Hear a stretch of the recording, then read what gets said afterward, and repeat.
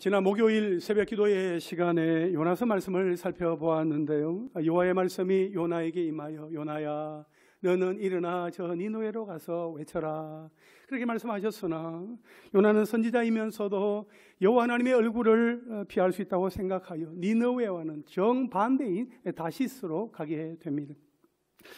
그런데 이 요나 선지자와 정반대되는 사람이 성경에 있다면 바로 그 사람은 오늘 본문에 나오는 이사야 선지자라고 말할 수 있습니다. 그는 하나님의 부르심 앞에 주님 제가 여기에 있습니다. 저를 보내어 주십시오 하면서 자발적이고도 즉각적으로 응답합니다. 사실 우리는 하나님의 부르심 앞에 머리로는 그렇지 이사야 선지자처럼 반응은 해야지 라고 생각은 합니다. 하지만 심정적으로는 요나의 모습에 더 공감을 합니다.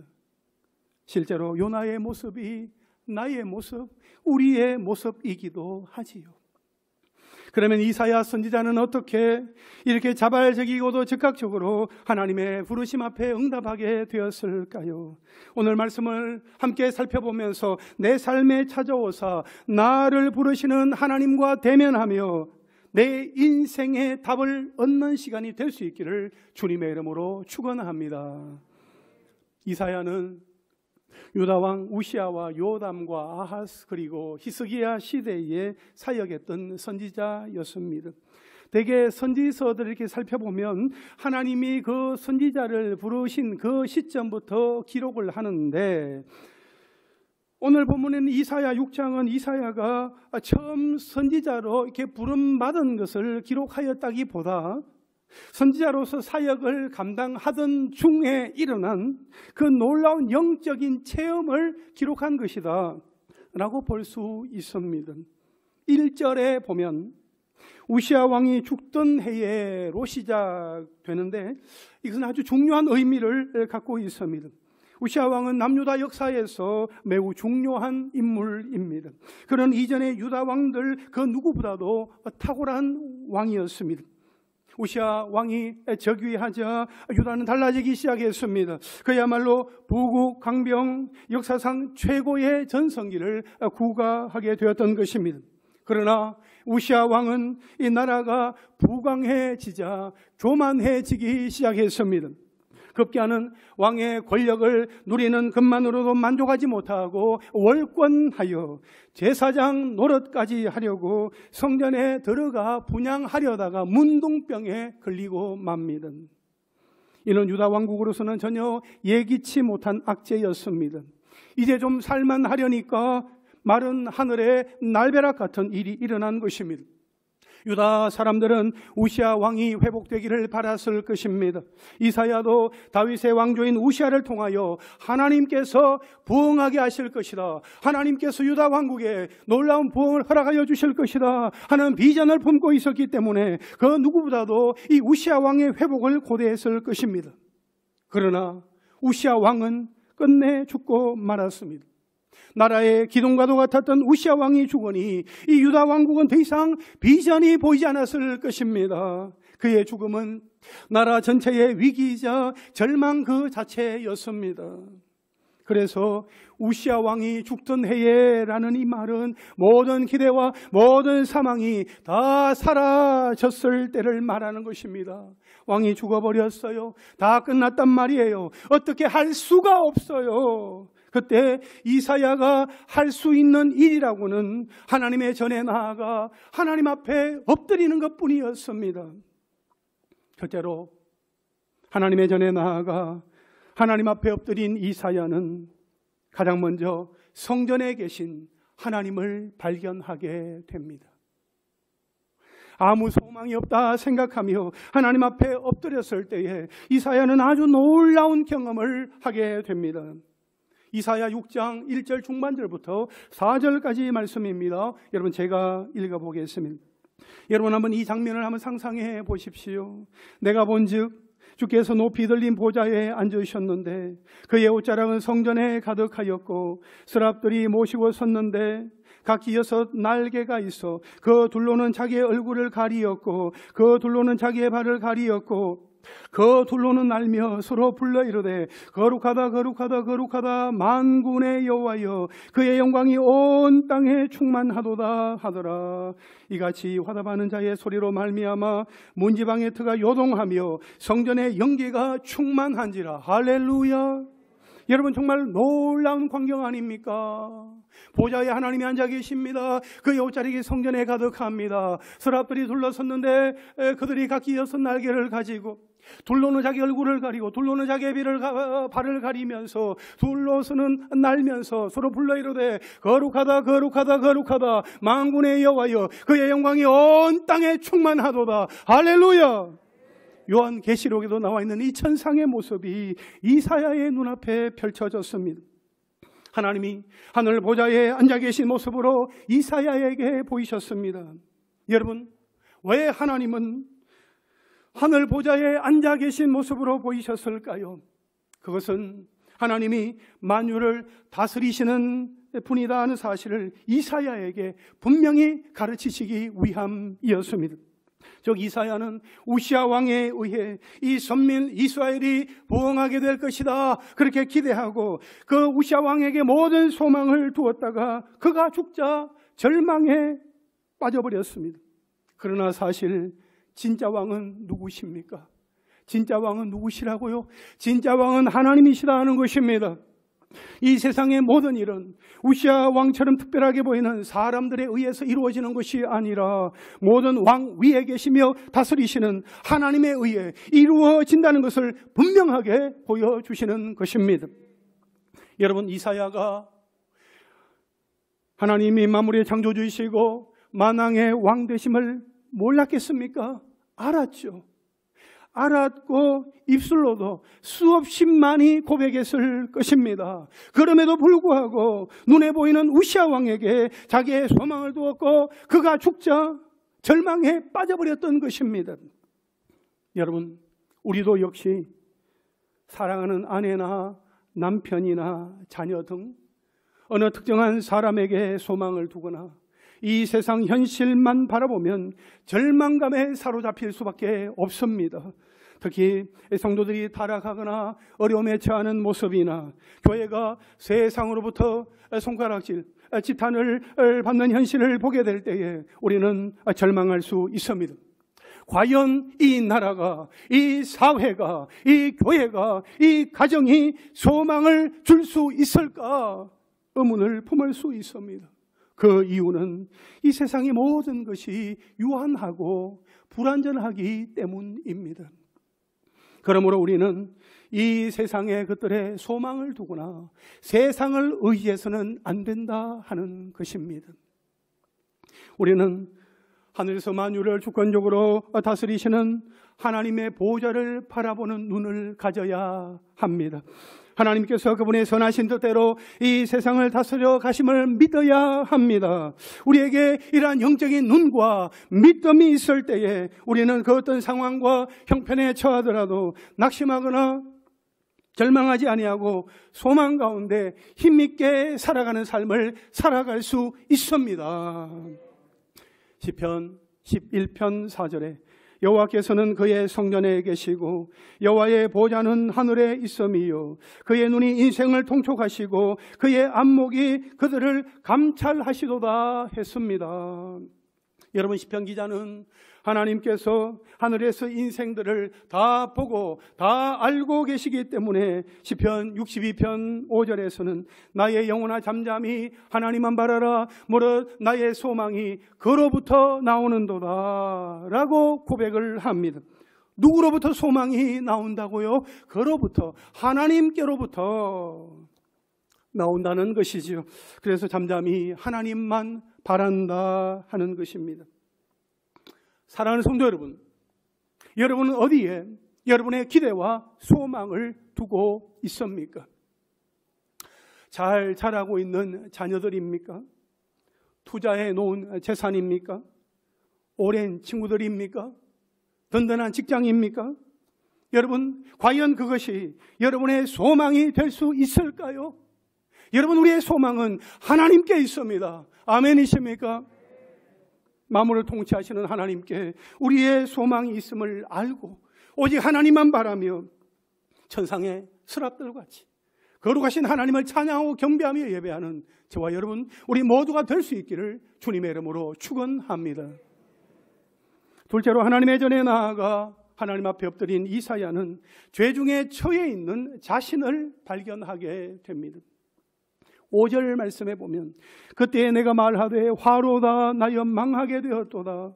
나는 입술이 부정한 사람이요 나는 입술이 부정한 백성 중에 거주하면서 만군의 여호와이신 왕을 배웠음이로다 하였더라. 아멘.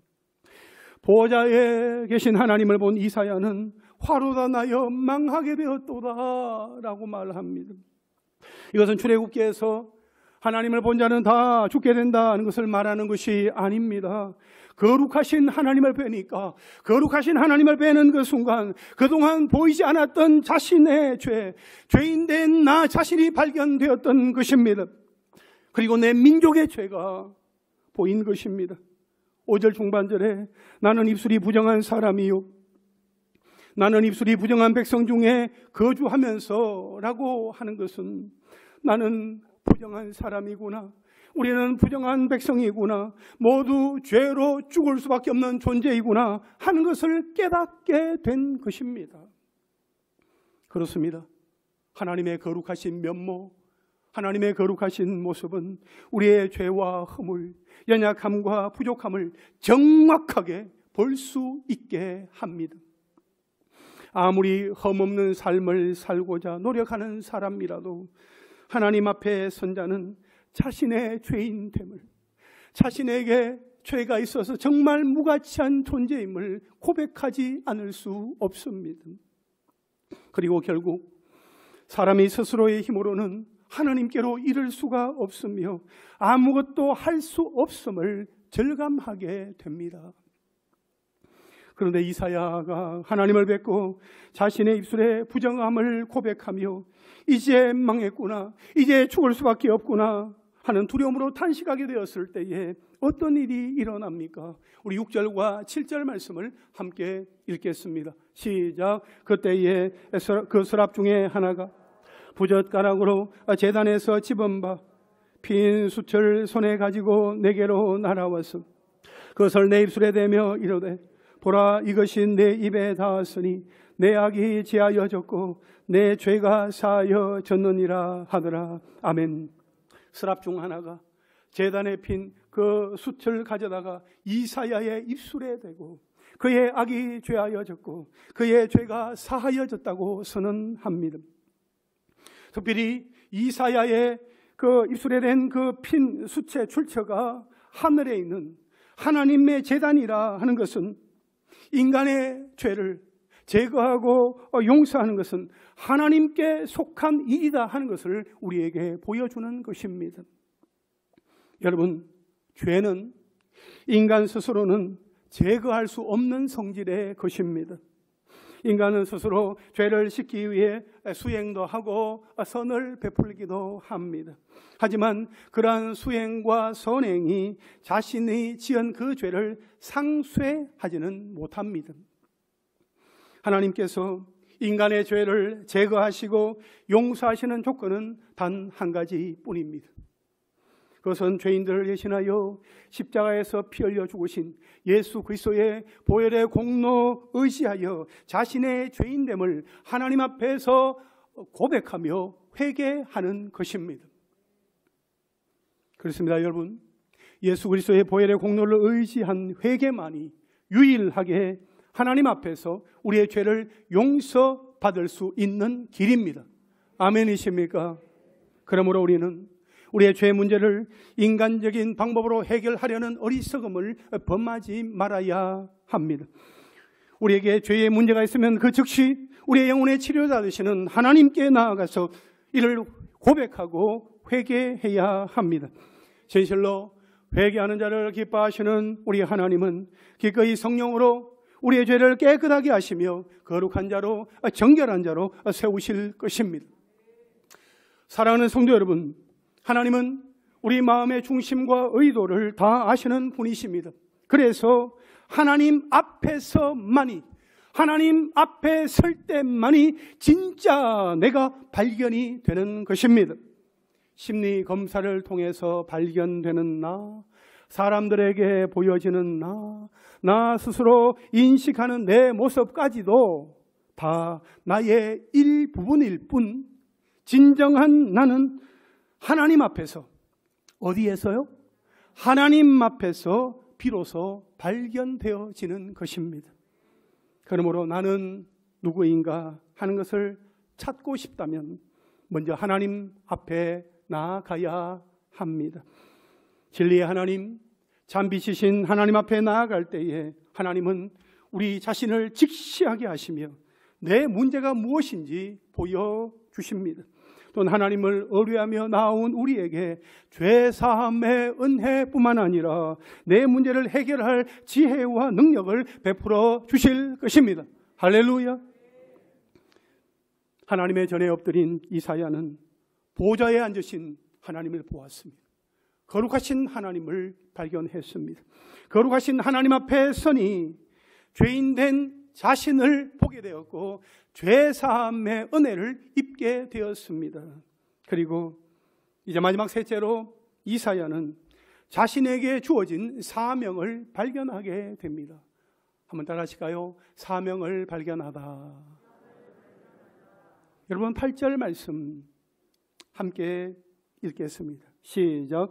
내가 또 주의 목소리를 들으니 주께서 이르시되 내가 누구를 보내며 누가 우리를 위하여 갈고 하시니 그때에 내가 이르되 내가 여기 있나이다 나를 보내소서 하였더니 아멘. 이사야는 내가 누구를 보내며 누가 우리를 위하여 갈고 하시는 주의 음성을 들었습니다. 하나님께서 그분의 메신저를 찾으시는 것입니다. 여러분, 하나님은 지금도 하나님의 메시지를, 세상에 전할 메신저를 하나님의 백성들 가운데서 찾고 계십니다. 내가 누구를 보내며 누가 우리를 위하여 갈고, 여러분, 우리는 이 하나님의 부르심의 음성을 들을 수 있어야 합니다. 많은 분들이 하나님의 메신저라고 하면 목사나 선교사로 헌신한 사람이다 라고 생각하는 경향이 있습니다만 사실은 그렇지 않습니다. 하나님의 음성은 성도 누구에게나 들립니다. 왜냐하면 하나님은 모든 성도들에게 말씀하시기 때문입니다. 그러므로 우리는 모두 하나님께서 우리를 부르시는 그 하나님의 부르심에 응답해야 합니다. 그렇다면 이 부르심에 여러분의 응답은 무엇입니까? 하나님이 부르십니다. 하나님의 부르심에 여러분은 어떻게 응답하고 계십니까? 혹시 하나님, 제가 여기에 있습니다. 쟤를 보내세요. 여러분, 이사야의 응답은 무엇이었습니까? 8절 하반절에 그때에 내가 이르되 내가 여기 있나이다. 나를 보내소서. 내가 여기 있나이다. 나를 보내소서. 이사야는 즉시로 하나님의 말씀을 전할 메신저로 자원했습니다. 사실 이 일은 쉬운 일이 아닙니다. 개인적인 삶을 내려놓아야 합니다. 목숨을 잃을 수도 있습니다. 사람들로부터 배척당할 것입니다. 그런데 이사야는 왜 이래? 하나님, 제가 여기에 있습니다. 저를 보내어 주십시오. 저를 사용하여 주십시오 하고 손을 든 것입니까? 지금까지 이사야는 우시아 왕이 회복되면 유다 왕국이 다윗과 솔로몬 시대의 그 영광을 회복할 것이다 라고 생각을 했습니다. 때문에 그는 우시아 왕의 그 죽음 앞에서 그 절망감이 클 수밖에 없었습니다. 그런데 그는 거룩하신 하나님의 영광을 뵙게 되자 그 생각이 완전히 달라지게 되었습니다. 그는 거룩하신 하나님의 영광에 비추어 볼 때 자신을 비롯한 이 유다 사람들이 얼마나 심각한 죄인들인가, 얼마나 심각한 죄인들인가 하는 것을 깨닫게 되었습니다. 만일 그 상태가 지속된다면 유다 왕국은 영영 파멸을 피하지 못할 것이었습니다. 이에 그는 하나님의 부르심이 있자 주저하지 않고 유다를 향하여 하나님의 말씀을 선포할 메신저로 자청하였던 것입니다. 그는 자신의 사역으로 멸망으로 치닫는 유다 민족을 구원하기를 바랬던 것입니다. 이런 이사야의 마음은 곧 하나님의 마음이기도 합니다. 이사야는 하나님의 마음을 알게 되었습니다. 그분의 마음을 소유하게 된 것입니다. 하지만 그렇다고 해서 이사야가 가는 길에 꽃길만 예비되어 있었던 것은 아니었습니다. 9절과 10절 말씀 우리 함께 읽겠습니다. 시작. 여호와께서 이르시되 가서 이 백성에게 이르기를 너희가 듣기는 들어도 깨닫지 못할 것이요 보기는 보아도 알지 못하리라 하여 이 백성의 마음을 둔하게 하며 그들의 귀가 막히고 그들의 눈이 감기게 하라. 염려하건대 그들이 눈으로 보고 귀로 듣고 마음으로 깨닫고 다시 돌아와 고침을 받을까 하노라 하시기로. 아멘. 여러분, 이 말씀은 매우 부정적인 말씀 내용입니다. 한마디로 이사야의 사역이 아무 소득이 없게 될 것이다 하는 말씀입니다. 유다 왕국이 그 백성들이 회개하기는커녕 도리어 더욱 완악하게 될 것이다 하는 것을 시사하고 있습니다. 이어지는 11절과 12절에 보면 하나님은 그러한 상태가 유다 왕국이 완전히 황폐하게 되고 그 거민이 이방 나라의 포로로 잡혀갈 때까지 계속될 것이라고 말씀을 하셨습니다. 즉 유다 왕국은 이사야 선지자의 그 사역에도 불구하고 더욱 완악해져서 결국 하나님의 심판을 당하게 될 것이다 라고 말씀하고 있는 것입니다. 여러분, 우리가 오늘은 장애인 주일로 지키고 있습니다. 저는 이 말씀을 보면서 생각하게 되었습니다. 육신의 장애는 이 땅에서의 연약함일 뿐이요 하늘나라에 가면 연약한 것, 아픈 것, 고통스러운 것은 우리 하나님께서 새롭게 아름답게 바꾸어 주시고 변화시켜 주실 것이다 하는 것입니다. 따라서 육신의 장애가 지금은 비록 고통스럽지만 이 땅에서 잠깐뿐이다 라는 것입니다. 그러므로 우리 사랑하는 사랑부 가족 여러분, 하나님 안에서 소망을 가지시기를 바랍니다. 장차 여러분에게 나타날 영광은 지금 겪고 있는 그 고난과는 비교도 할 수 없는 어마어마하게 큰 것이다 하는 것입니다.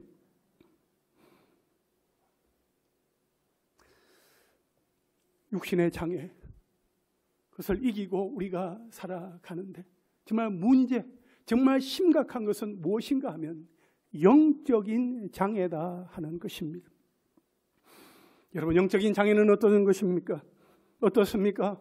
눈을 뜨고 있어도 보지 못하고 귀가 있어도 듣지 못하는 이 영적인 장애는 멸망입니다. 하나님의 심판을 피할 길이 없습니다. 여러분, 지금 내가 볼 수 있다고 해서 자만해서는 안 됩니다. 내가 지금 들을 수 있다고 해서 교만해서도 안 됩니다. 그렇다면 여러분, 누가 우리를 위하여 갈고 말씀하시는 그 하나님의 음성에 즉각 자원했던 이사야처럼 지금 내가 즉각 자원하여 실행해야 할 믿음의 일은 무엇입니까? 지난 주일 부활주일을 맞이하면서 동서남북 전도를 다 함께 했지요. 저는 또 아내와 함께 이제 전도를 나갔는데 아내가 아이 손을 꼭 잡고 있는 어떤 분과 한참 이야기를 이렇게 나누는 것입니다. 아이의 할머니이신가 싶었는데 그 아이의 활동 보조 선생님이었습니다. 아이에게 장애가 있어서 함께 예배를 드릴 수 있을지 염려하셨는데 우리 교회에 사랑부가 있으니까 예배 드리러 얼마든지 오세요 라고 대답을 했다는 것입니다. 여러분, 교회를 오고 싶은데 장애를 가졌다는 이유 때문에 교회에 오기가 어렵다면 세상 어디로 가겠습니까? 우리 교회가 많은 장애우들과 함께 예배하는 우리 교회가 된 것이 정말 감사하고, 하나님께서 보내주신다면 더 많은 우리 장애인, 우리 지체들과 함께 예배하는 교회가 될 수 있기를 원합니다. 장애인과 비장애인이 함께 주님의 십자가 의지하고 주님의 십자가 붙들고 하나님의 영광 가운데 거하며 예배할 수만 있다면 그보다 더 기쁘고 즐겁고 감사하고 행복한 일이 어디에 있겠습니까? 사실 여러분, 그런데 그렇게 되려면 이 사랑부를 돕는 우리 선생님들의 손길이 더욱 많이 필요합니다. 여러분, 누가 우리를 위하여 갈고? 하나님께서 찾으십니다. 단순히 봉사가 아니라 하나님을 위해서 가는 것입니다. 복음 때문에 가는 것입니다. 그리스도인으로서의 합당한 삶을 살기 위해서 가는 것입니다. 여러분, 사랑부로 가십시오. 아멘 소리가 좀 나와야 되는데요.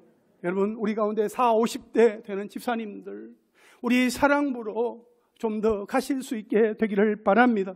우리 사랑부에 좀 더 많은 관심과 기도와 격려와 적극적인 지원을 해 주시기를 간절히 간곡히 부탁합니다. 그런데 여러분, 하나님은 유다 왕국이 이사야의 사역에도 불구하고 완고함을 버리지 아니하여 결국 이 유다 왕국이 망하게 될 것임을 아시면서도 왜 그를 계속해서 보내려고 하시는 것일까요? 여기는 두 가지 이유가 있습니다. 하나는 완악한 유다에 대한 심판의 근거로 삼기 위함입니다. 이미 그들의 죄악으로 인한 심판은 필연적인 것이지만 아무 얘기도 없이 그냥 한번 심판해 보십시오. 완악한 그들은 아니 우리는 죄인 줄도 몰랐는데 알려주지도 않고 왜 돌이킬 기회도 주지 아니하고 이렇게 곧바로 심판하시냐 하면서 자신들이 망한 원인을 하나님의 무자비함, 하나님의 잔인함에 돌릴 것입니다. 그래서 하나님은 그들이 핑계하지 못하도록 이사야 선지자를 보내어 책망과 심판의 메시지를 전하도록 하시는 것이었습니다. 또한 하나님이 이사야를 보내려고 하시는 또 다른 하나의 이유는 남은 자를 구원하시기 위함입니다. 하나님은 악한 자들을 심판하시겠지만 그 자비로우심으로 인하여서 그 남은 자들을 늘 남겨두십니다. 그들은 하나님의 말씀이 선포될 때 그것을 듣고 하나님께로 돌이키게 됩니다. 하나님의 말씀이 들려올 때에 그래 내가 하나님께로 가야지, 하나님과 반대되는 방향으로 나아가다가 내가 하나님께로 나아가야지, 그런 어떤 생각을 갖게 되는 거죠. 하나님의 말씀을 들을 때에 그것을 깨닫고 하나님께로 방향을 돌이키며 하나님께로 나아가게 되는 거죠. 사실은 그 말씀을 들어야 할 소수의 무리들이 이를 듣고 하나님께로 돌이키는 기회가 되는 것입니다. 그래서 우리는 당장 영원 구원의 열매를 맺지 못한다 할지라도 때를 얻든지 못 얻든지 주의 복음을 전파하는 일에 힘써야 하는 것입니다. 저는 교역자들과 함께 매주 화요일마다 심곡천 일대로 나가서 전도하기로 시작했습니다. 우리 장로님들은 주일날 전도하시기로 당회에서 약속을 했습니다. 우리 장로님들 다 알고 계시죠? 그러면 여러분은 무슨 요일날 전도를 하시겠습니까? 김영자 집사님, 무슨 요일날 전도하시겠습니까? 대답을 들어야 설교가 넘어갑니다. 무슨 요일날? 대답을 하셔야 지금 설교가 넘어간다니까요. 지금 설교가 지금 중단되어 있어요. 언제 하시겠습니까? 언제 전도하시겠어요? 민수가 지금 충주중앙경찰학교에서 지금 경찰관 교육을 받으면서 지금 어머니의 소리를 듣고 있습니다. 지금 언제 하시겠어요? 언제요? 평일 너무 두루뭉실합니다. 언제? 딱 구체적으로. 자, 설교 시간이 없습니다. 언제요? 오늘 김영자 선생님 대표로 답을 하겠습니다. 듣고 넘어가겠습니다. 무슨 요일날? 월요일 오후. 여러분 들으셨죠? 우리 하나님 들으셨고 우리가 다 들었습니다. 김영자 집사님은 월요일 오후에 전도하기로 했습니다.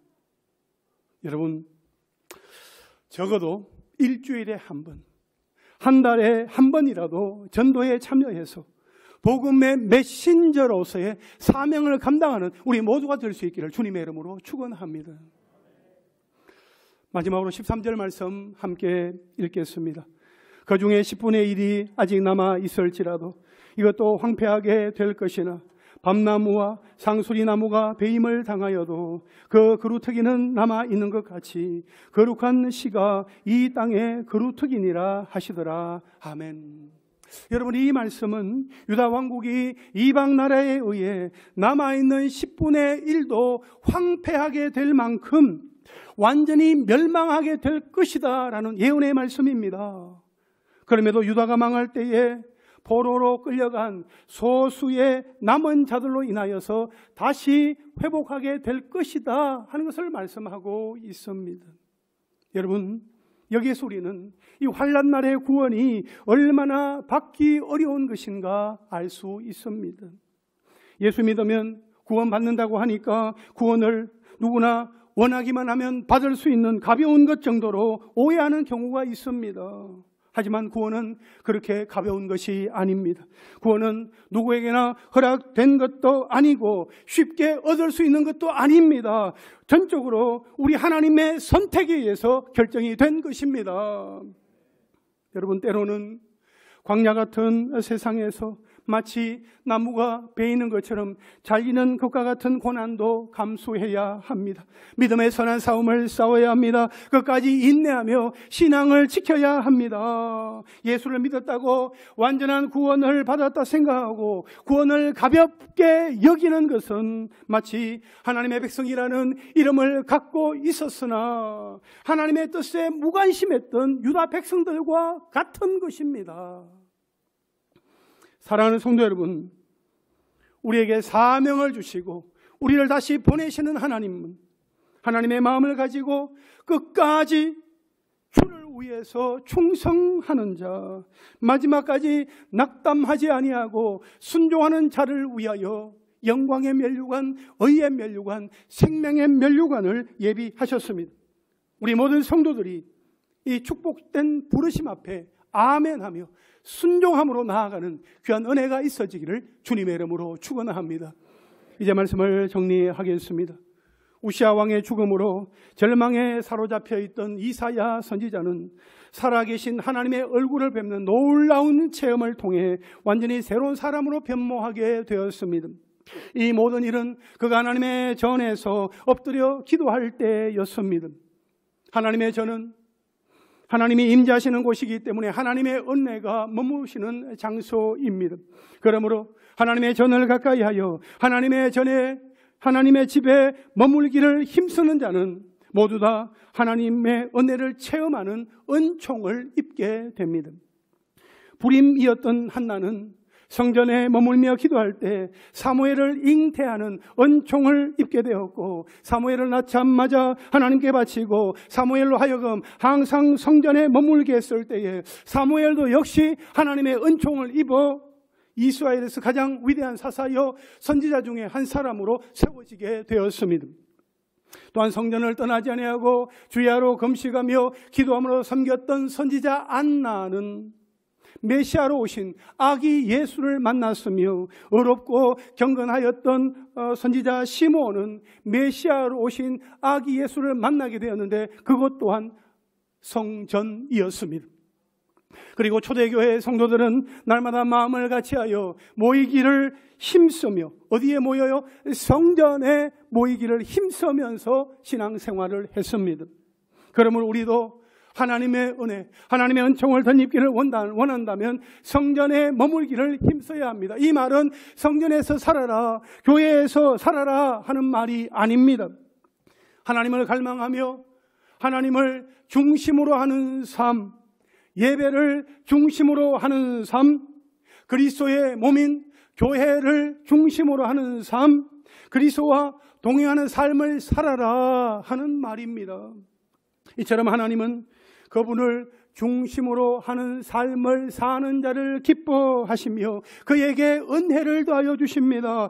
하나님의 소망을 주십니다. 죄사함의 은혜를 누리게 하십니다. 새로운 사명으로 이끌어 주십니다. 아무쪼록 하나님이 주시는 소망 가운데 베푸신 그 은혜를 기억하고 우리에게 주신 사명을 끝까지 완수하며 나아가는 저와 여러분, 우리 모두가 될 수 있기를 주님의 이름으로 축원합니다. 할렐루야. 아멘. 우리 시간에 합심의 삶은 기도하겠습니다. 여러분, 이사야 선지자는 하나님이 임재하시는 그 성전, 하나님의 성전을 보게 되었습니다. 거기에서 하나님을 발견하게 되었습니다. 하나님 앞에 서니까 자신의 죄, 민족의 죄를 발견하게 되었습니다. 그 민족을 향하여 보내시는 하나님의 사명을 발견하게 되었습니다. 여러분, 우리는 어떻게 해야 되겠습니까? 하나님도 오늘 이 시대에 우리 가운데에서 그 말씀을 담대하게 전할 하나님의 메신저를 찾고 계십니다. 예수 믿으세요. 예수 믿으세요. 그 한마디를 외치며 나아갈 복음의 메신저를 찾고 계십니다. 하나님 앞에 우리가 섭니다. 하나님 앞에 서니까 내가 얼마나 큰 죄인인지 알게 되어지죠. 하나님 내 죄가 예수 그리스도의 보혈의 공로로 말미암아 씻음 바 되었습니다. 나에게 새 삶을 살아가신 하나님, 내가 이제 예수의 이름으로 나아가겠습니다. 그 사명을 발견하는 은혜가 우리 가운데 있기를 원합니다. 여러분, 하나님께서 우리에게 맡기신 사명 가지고 헌신하며 나아갈 수 있게 되기를 원합니다. 하나님, 오늘 이 시간에 하나님, 내가 여기에 있습니다. 나를 보내어 주시옵소서. 다 함께 주님 부르며 기도합니다. 주여.